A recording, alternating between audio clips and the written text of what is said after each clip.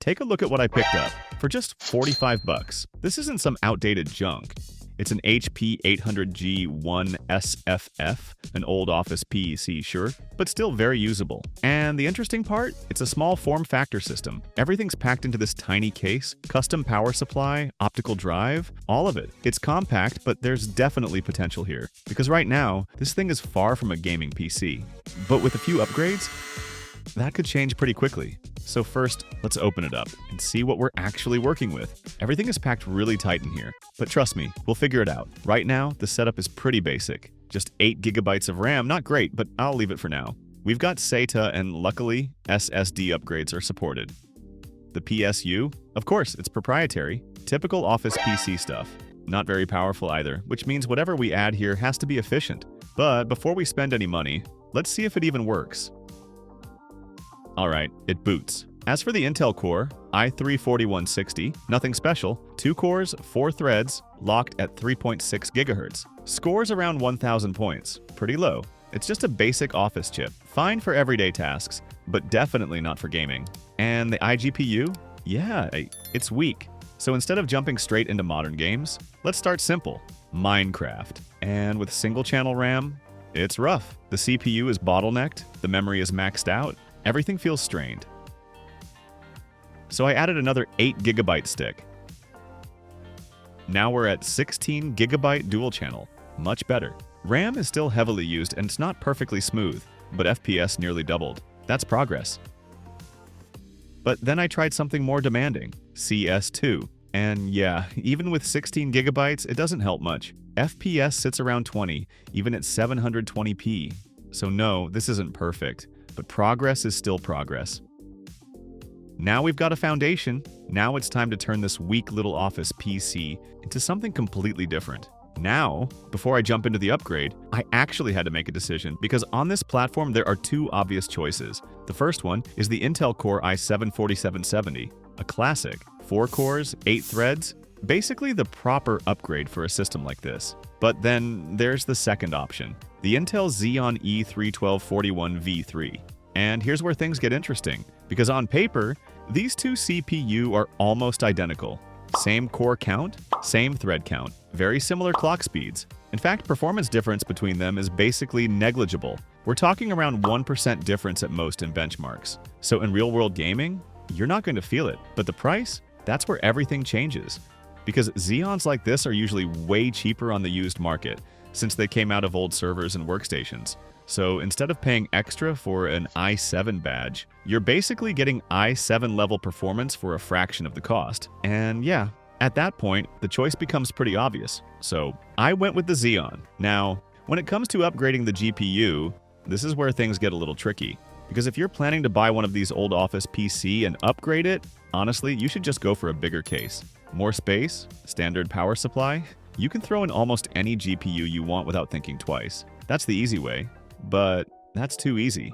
So instead, I'm going to make this a bit more challenging. We're sticking with this small form factor case, which means low profile GPU only. Limited power, limited space, limited choices, and after digging around, I ended up choosing the AMD Radeon RX 554GB low profile. Now this is the part I'm really curious about, because on one side, we've got the Intel Xeon E3-1241V3, a surprisingly powerful CPU for a system like this, and on the other side, we've got the RX 550. Yeah, not exactly a powerhouse. So the real question is this a balanced combo, or did I just pair a bodybuilder with someone who skips leg day? On paper, the CPU is more than enough, but the GPU, that's where things get a little questionable. It should handle lighter games just fine. Maybe even some older AAA titles if we tweak the settings, but modern games? Yeah, this could turn into a slideshow real fast. Then again, sometimes these weird combos actually surprise you. So instead of guessing, let's just see what it can really do. In Minecraft after the upgrade, everything feels completely different. I'm testing at 32 chunks, and even then, it's way smoother than before. FPS sits around 60, and both the CPU and GPU are working at a balanced level. No obvious bottleneck anymore. Next up, CS2. At 1080p low settings, since this isn't a powerful card, the results are actually pretty decent. Moving around 100 plus FPS during intense fights drops to around 60 FPS. If you're just playing for fun, Not super competitive. This is totally playable, but it's clear now. The GPU is the bottleneck, constantly sitting near 100% usage. And to really show what a bottleneck looks like, let's jump into Cyberpunk 2077. At low settings, FPS hovers around 20. Yeah, that's not smooth. This is basically below the minimum playable level for a game like this. Yeah, it's fine for lighter games like Minecraft, but the moment I turn on shaders or jump into anything more demanding, this tiny low-profile card just runs out of steam. So if I actually want to enjoy a wider range of games, I have to upgrade the GPU. Now sure, you could go for something like the Radeon RX 6400 or RTX 3056 GB. They're low profile, very power efficient, perfect for small systems. But the downside? Price. They're noticeably more expensive than regular full-size cards. And yeah, I'm not trying to spend that kind of money, so instead, I'm going with something bigger, like this GTX 1063 GB, around $60 on the used market. Way better value. But of course, nothing is perfect. The downside is obvious, it's too big for this case. So now the challenge isn't just upgrading anymore, it's figuring out how to make it fit, without spending a ton of money. But there's one thing about this system that really bothers me: cooling. It's just not designed for a high-performance CPU. You can see it clearly. Temperatures sometimes hit 80 degrees Celsius, which is pretty hot. And yeah, it makes sense. This machine was never built to handle powerful CPU in the first place. What makes it worse is the cooler itself. It's proprietary. You can't just swap in a normal aftermarket cooler because the mounting system is completely different. So instead of replacing it, I went with a simpler solution. I jumped into the BIOS and cranked up the fan speed, especially in idle light load mode, pushing it to the maximum. Now let's see, does that actually make a difference? Back to Minecraft, same settings as before. And yeah, the difference is very clear. Both FPS and temperatures improved a lot. The CPU now stays under 70 degrees Celsius, about 10 degrees cooler than before. But there's a trade-off. The fan is loud, like really loud. In a quiet room, it's hard to ignore. Performance-wise, FPS jumps up to around 130 FPS. That's a solid gain. But stability, still not perfect. This 12-year-old CPU can still struggle when too many chunks load at once.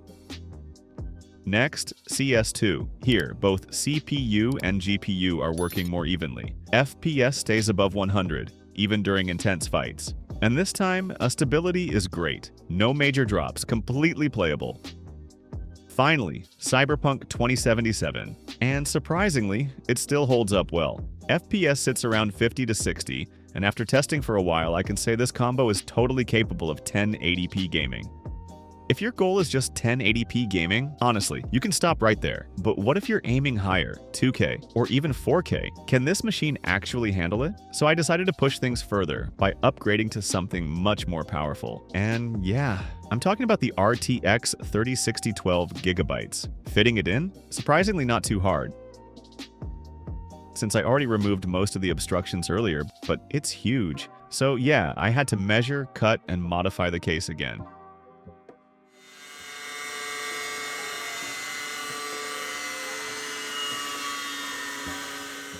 And here's the result. Everything fits. Nothing touches the fan. And somehow, it's actually solid, even without a single screw holding the GPU in place. The case itself kind of braces it from multiple angles. But now comes the real problem. Power. There's no way that old 240-watt PSU can handle this. This GPU alone can pull around 170 watts. So I had to switch to an external power supply, mounted outside the case. I cut a hole to route the cables inside,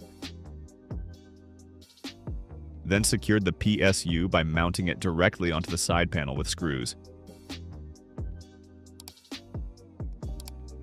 And because this system uses a proprietary connector, I had to use a 24-pin to 6-pin adapter just to power the motherboard.